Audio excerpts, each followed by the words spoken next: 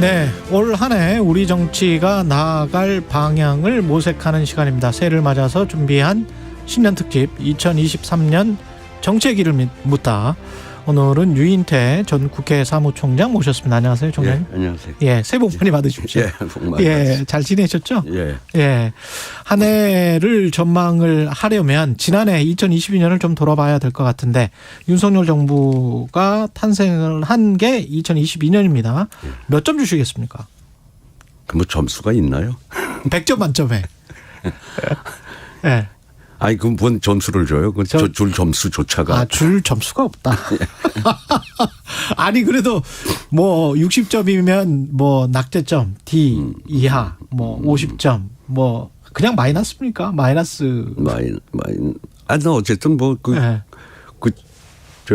여론조사에서 나오는 그게 30점에서 그러니까 40점? 낙제점이죠. 낙제점? 예. 예. 뭐 왜 그렇습니까? 왜 낙제점입니까?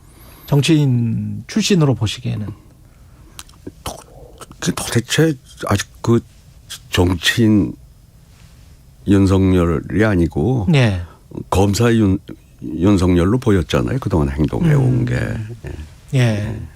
어떤 측면에서 좀 구체적으로 말씀을 해 주시면. 검사 윤석열. 여전히 검사 윤석열이다. 그렇죠. 그러니까 우선 대통령은 제일 큰 기능이 예. 국민을 통합시켜야 되는데 아직까지 뭐 야당 인사하고는 한 번도 만난 일이 없지 않습니까? 되고 나서. 예. 가령 문재인 대통령도 보세요. 그 당선돼서 처음에 청와대 뭐 원내대표들인가 5명을 예. 상춘제에서 오찬을 하고 뭐 또 당선되자마자 맨 처음에 야당 당사부터 찾아가고 그랬잖아요. 예. 근데 지금 윤석열 대통령 돼가지고 지금 도대체 한 번도 그걸 야당 쪽 인사하고는 아마 상견례조차도 안 하지 않았습니까 지금까지? 예. 이런 대통령이 어디 있어요? 이런 대통령이 없었다. 예. 그러면 지난번에 이제 신년 인사회 때 예. 전화 없이 이제 이메일을 보냈던 것 같아요. 행정관이. 그렇게 해서 이렇게 초청한 거는 어떻게 보세요? 근데 저도 예. 청와대 정무수석을 했잖아요. 아, 청와대 정무수석 하셨죠, 참. 했잖아요. 예. 근데 원래 신년 인사회는 야당은 초청을 안 했었어요. 원래는 과거에는 초청 안 했군요. 나는 그래서 뭘 야당도 했나 했더니 그게 이제 뭐 박근혜 정부 때부터 야당 대표도 뭐 초청을 해서 뭐 간 경우도 있고 안 간 경우가 더 많고 뭐 예. 비슷비슷한 것 같아요. 예. 근데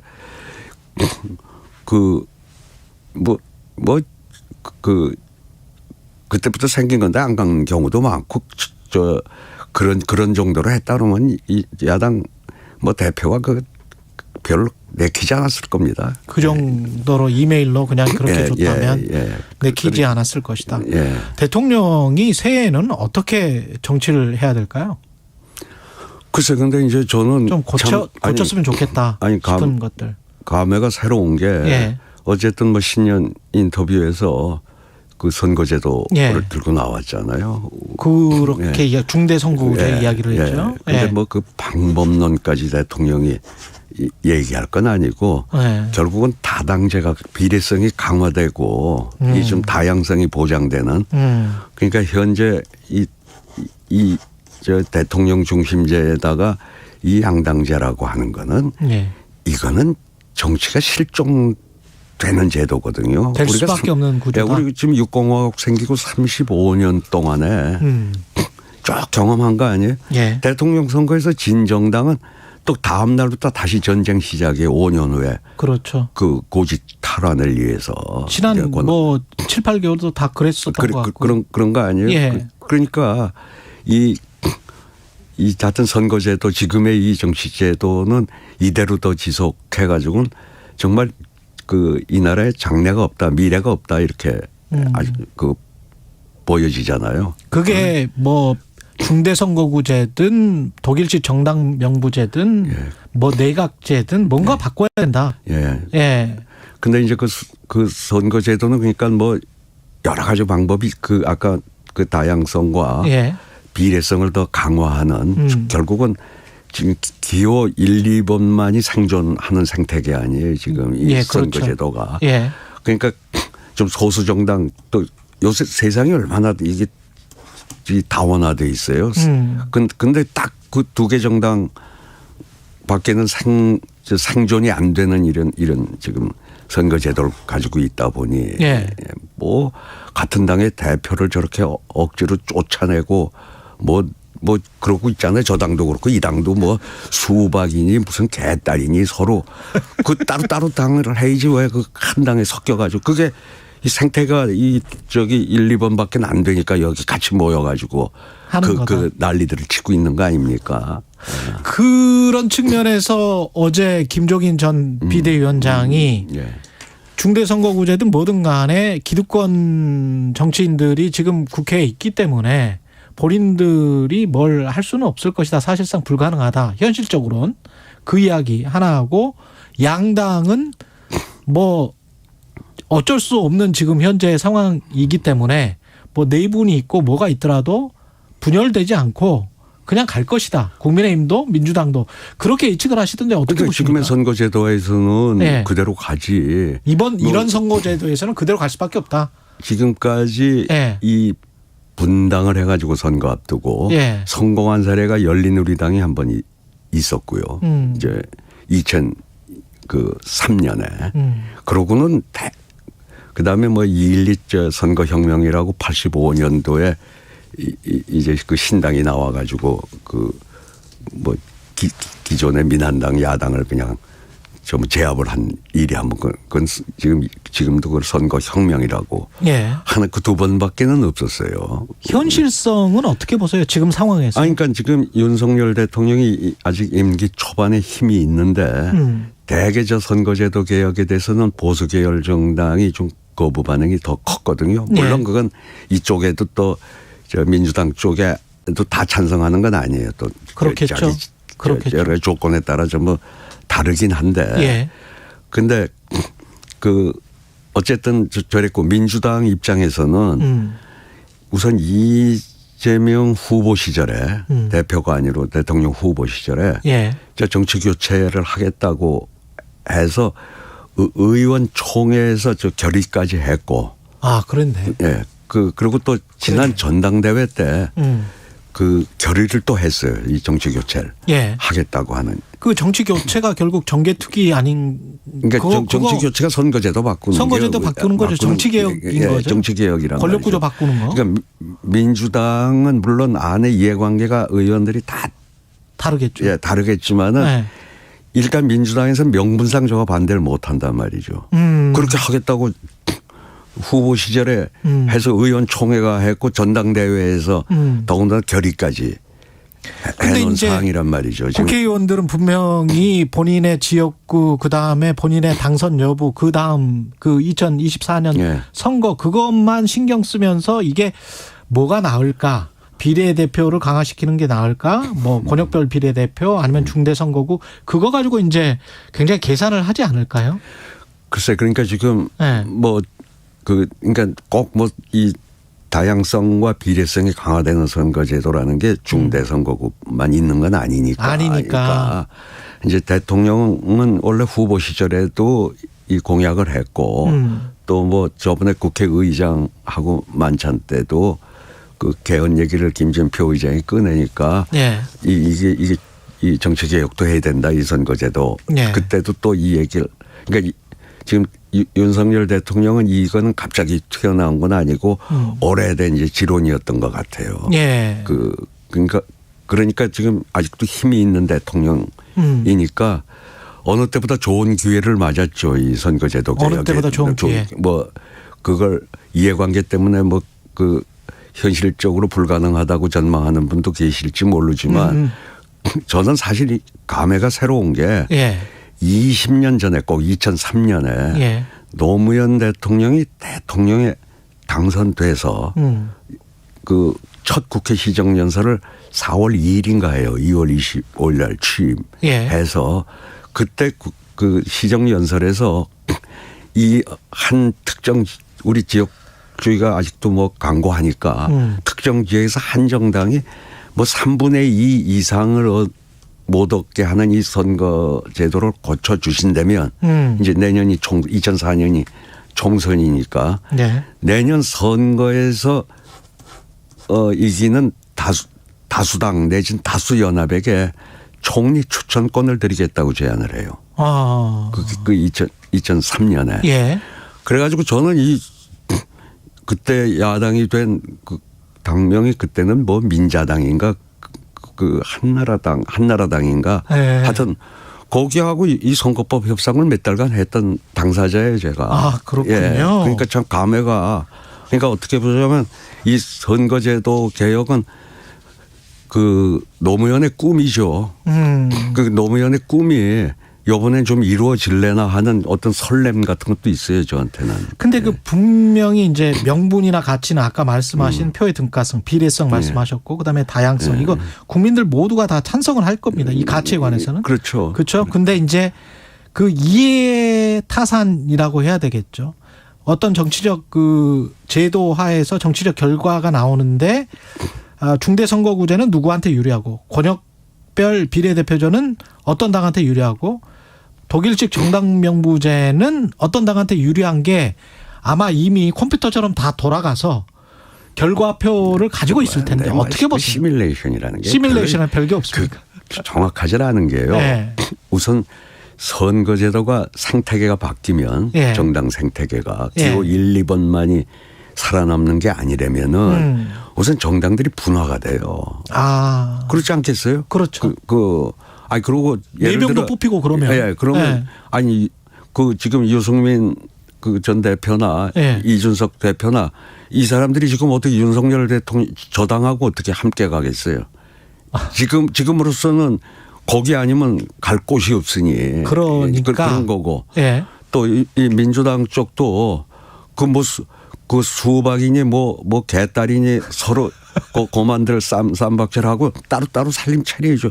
원래 정당이라는 게 뜻을 같이 하는 동지들 간에 하는 건데 저게 이준석과 지금 그 당의 유승민이 그 사람들하고 동지라고 요새 보여집니까? 아. 그러니까 예. 이 정치 생태계가 완전히 달라지죠. 그리고 선거제도 바뀌면은. 그러면 온건보수, 강경보수, 온건진보, 그냥 진보, 이런 식으로 이렇게 좀 4당, 5당 이렇게 나뉠 수가 있다. 그렇게 돼야 또 건강해지고요. 우리. 그렇게 돼야. 우리 정치가. 예. 그렇군요. 예. 어떻게. 그래서 저는 그 20년 전에 그때는 이제 저쪽에 카운터파트가 홍사덕 돌아가셨지만 예. 홍사덕 원내 총무였어요. 기억나네. 그리고 예. 사무총장은 그 이재호 지금 예. 공원이 그 당시 사무총장이었어요. 근데 뭐 주로 이제 이거는 원내 총무하고 주로 협상을 할 일인데 그 두 사람은 지역이 그때 은평이고 강남, 을이고 다 서울이었거든요. 예. 이거 선거제도 개혁에 둘은 상당히 아주 환영을 하는 입장이었어요. 그렇군요. 근데 이제 당에 가서 주로 자기네 텃밭 영남 출신 의원들한테 뭔 소리냐 해가지고 설득을. 그래서 저는 그 당시에 이게 실현 가능성이 아주 희박하기 때문에 아예 낮춰서 제안을 한 게 대도시만 하자. 아, 대도시만 하자. 그러니까 그러면은 우선 영남에서도 나머지는 관계 없고 부산, 대구, 울산 3군데만 광역시만 하자. 광역하자. 그리고 이제 수도권에는 이 4인 이상 뽑는 왜 여기 소위 위성도시라고 안양, 안산, 수원, 부천 전부 3명, 4명 예. 이렇게 뽑잖아요. 지금은 이제 그 고향까지 이렇게 하면 예. 여기 하고 3명 이상 뽑는 지역구 하고 그다음에 이제 광역시만 하자. 그러면 의석수가 그 당시에는 한 242석인가 지역구 의석이 있을 때 거기 3명 이상 뽑는 데서 뽑히는 국회의원 숫자가 한 110명 정도 110 몇 명이고 이제 소선거구에서 뽑힐 사람이 120 몇 명이었어요. 저쪽이 조금 많았는데 또 하나 이게 좋은 점은 이 광역을 이게 저 3, 4인 선거구로 쪼개잖아요. 네. 그러면 국회의원 정수가 좀 줄어들어요. 아, 그렇습니까? 그때 인구 기준에 따라서. 예. 지금 우리는 너무 이게 도시화가 되는 통에 그렇죠. 이쪽이 좀 과대대표돼 있잖아요. 도시 출신 의원들이. 예. 근데 그 숫자도 좀 줄어드는 뭐 그건 그냥 뭐 저것도 있고. 그래서 그랬더니 이제 그렇게 그 상대방인 그 서울 지역 의원들은 다 찬성을 하고 뭐 다른 또 취약 지역은 더 말할 것도 없죠. 그 당으로서. 예. 근데 뭐 영남 지역의 기득권의 벽에 부딪혀서. 그리고 자기들은 임기가 앞으로 5년이나 남은 대통령이 총리 추천권이라고 하는 또 큰 선물을 준 거 아니에요. 그 정도를 내놔야 된다. 집권 여당에서. 만약에 선거구제 개혁을 하려면. 아니, 하여튼 노무현 대통령은 그때 그렇게 제시를 했었다. 그렇게 제시를 했잖아요. 알겠습니다. 중대선거구제 이야기는 좀 논의가 진정되면 다시 한번 모셔서 이야기를 하도록 하고 대통령도 대통령다움이라는 거를 고민하고 있다. 이런 이야기를 했더라고요. 아까 지금 검사 같은 대통령이다 여전히.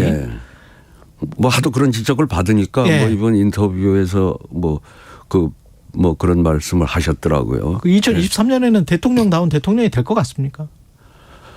근데 어쨌든 뭐 저는 이번에 이 선거제도만 이렇게 해서 육공화국의 이 고질적인 35년의 이 지겨운 정치 전쟁을 정치 개혁을 한다 그러면은 뭐 다른 거 좀 못해도 저는 뭐 용서해 주겠다. 뭐 용서가 아니라 아마 60 최대 대통령이 될 업적을 남기는 대통령이 될 수도 있을 거라고. 아까는 봅니다. 거의 뭐 점수를 줄 수가 없다. 아니 그 지금까지 한 건 점수를 근데 이번에 저것만 잘하면 저건 최대 치적이 되죠. 그러면 0점짜리 대통령에서 100점짜리 대통령 되는 겁니까? 그렇게 될 수도 있는 거죠. 유인태 사무총장님의 기준은 정치 개혁을 꼭 해야 된다. 지금의 구조는 좀 바꿔야 되겠다. 국민의힘이나 민주당 현역 의원들은 어떻게 생각하는지를 모를 것 같습니다. 지금 현재 상황 있잖아요. 국민의힘의 지금 당권 주자들이 막 뛰고 윤심 겨냥해서 이런저런 말을 하고 이 상황은 어떻게 보십니까? 그 유승민 전 의원을 상당히 견제하는 것 같고. 근데 솔직히 말해 저는 별 관심이 없어요. 관심이 없다. 누가 되나. 누가 되나 마찬가지일 것이다. 누가 되나 뭐 전부 그러고 뭐 당 대표를 하고 1년 후에 내년에 총선인데 뭐 저래가지고 그 어디 내년 총선에 그 표가 되겠어요? 지금 전 표될 사람이 보이질 않아요. 지금 그쪽에서 나오겠다고 하는 사람들 중에. 민주당은 어떻습니까? 민주당은 이재명 대표 체제로 총선을 치를 수 있습니까? 그건 두고 봐야죠. 이제 뭐 결국 지금 사법 리스크가 그 어떻게 전개가 되는지. 전개되는 걸 좀 봐야죠. 민주당 의원들도 다들 지금 뭐 저렇게 보고 있는 거죠. 시나리오를 생각하지 않을까요? 뭐 불구속 기소되는 상황, 기소되는 그냥 구속 기소되는 상황 또는 뭐 다른. 근데 그 지금 이제 측근 뭐 아주 측근이라고 하던 사람들이 김용정 진상 구속이 돼 있잖아요. 근데 저것도 본인들이 지금 부인하고 있는데 그 우선 측근들이 확실히 어떤 비리가 된다고 치더라도 비록 그 이재명 대표는 뭐 결백하더라도 그랬다 하더라도 그 도의적 책임은 져야 될 거라고 저는 보는데 그 김용정 진상의 어떤 혐의가 인정된다면 그렇잖아요. 그러면 도의적 책임, 정치적 책임은 져야 된다. 져야 안 되겠어요. 어떤 식으로 져야 될까요? 그래가지고 저기 대표직을 계속 유지할 수가 있을까요? 그 측근들이 그렇게 했다고 치면. 근데 문제는 지금 뭐 허위 사실이니 뭐 김문기 씨를 알았네 몰랐네 하는 허위사실 공표 혐의 뭐 기소된 것. 뭐 성남 FC 가지고 저기 이재명 대표의 정치 생명을 하려고 하는 거는 국민들이 그렇게 잘 쉽게 수긍은 좀 잘 안 할 거라고 보여져요. 그러니까 사안별로 성남 FC랄지 뭐 허위사실 공표 혐의랄지 이런 거는 정말 좀 작은 사건이고 결국 대장동이나 뭐 변호사비 대납이랄지 그런 데서 무슨 결정적인 거.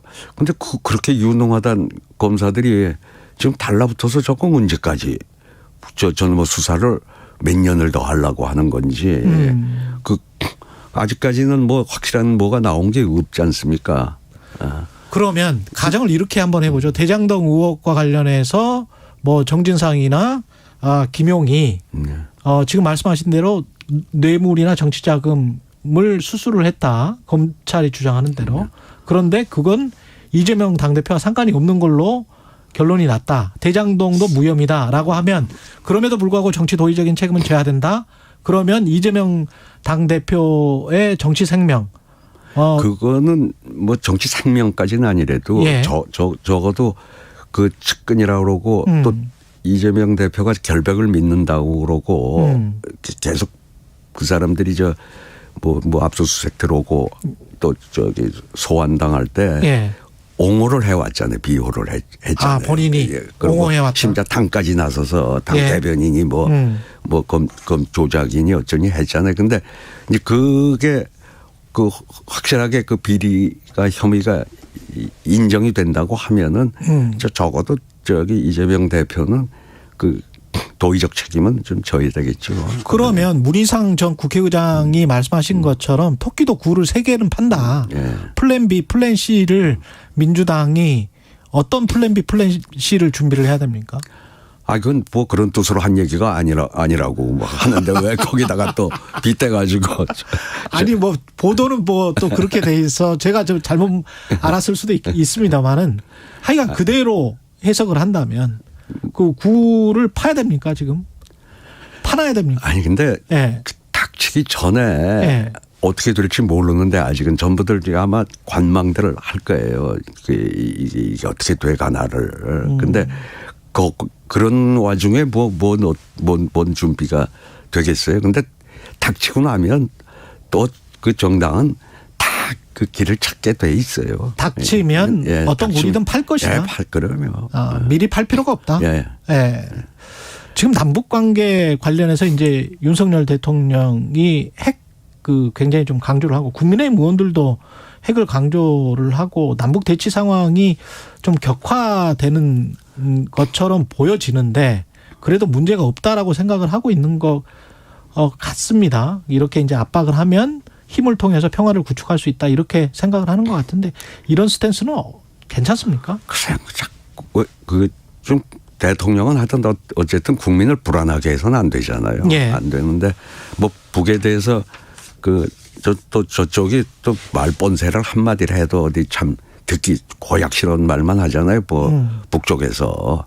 그러니까 여기서도 뭐 그렇게 좀 그 말의 전쟁에서도 지면 안 되겠다고 그래서 강하게 하는지는 모르겠는데 뭐 그런 건 저기 대변인이나 정당 대변인이 몰라도 대통령이 직접 나서서 저러는 거는 어쨌든 국민들이 이러다가 잘못하면 뭐 전쟁 나는 거 아니야 하는 이제 불안감을 줄 필요는 없지 않습니까? 그렇죠. 예. 예.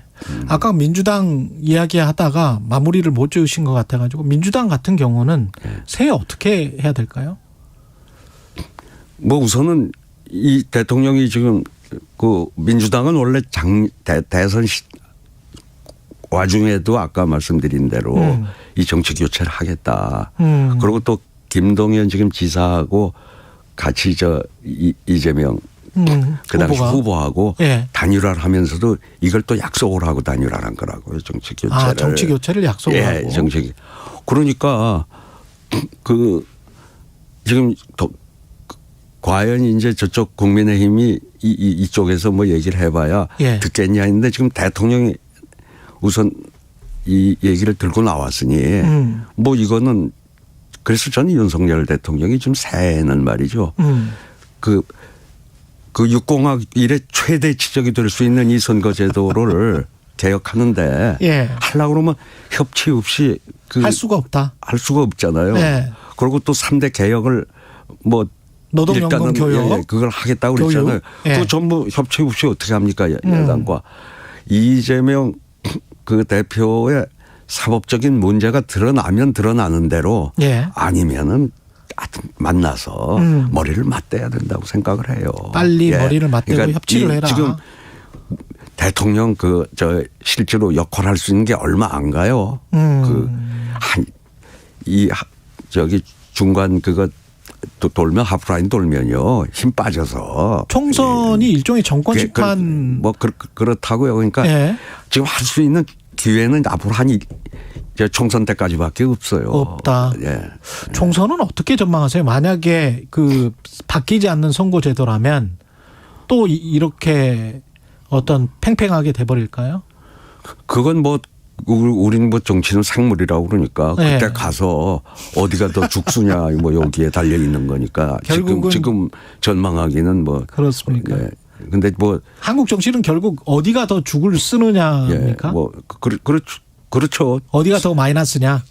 아니 누가 잘해서 지금 표 얻는 경우가 있어요. 상대방이 잘못해가지고. 예. 민주당이 지난 21대 총선에서도 저쪽이 광화문에만 나가가지고 뭐 태극기 부대하고만 대표가 놀다 보니 거기서 같이 단식하고 뭐 이러다 보니까 예. 어부지리로 이렇게 된 거지. 뭐 그때 무슨 조국을 옹호하고 뭐 한 게 뭐 그거 잘했다고 펴줬나요? 예.